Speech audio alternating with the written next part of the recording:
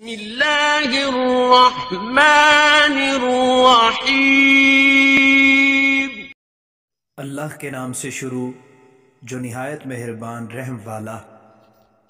آپ تمام ناظرین کو ہمارے چینل تعلیمات فقہ نیوز میں خوش آمدید۔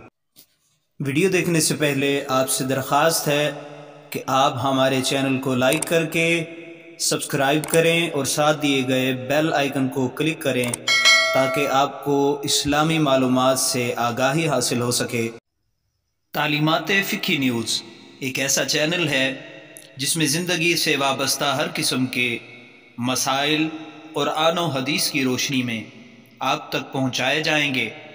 پہلے اچھی نیت کر لیں کہ اللہ کی رضا کی خاطر ان تمام مسائل کو سن کر ان پر عمل کروں گا۔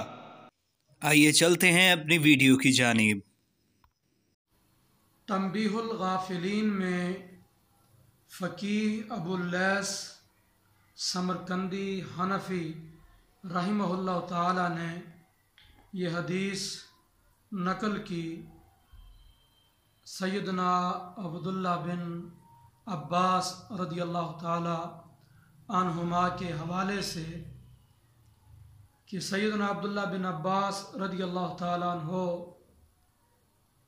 نے قرآن پاک کی آیت من شر الوسواس الخناس کے تحت لکھا کہ یہاں خناس سے مراد شیطان ہے جو دل پر سو جاتا ہے، اور جب بندہ اللہ تعالی کے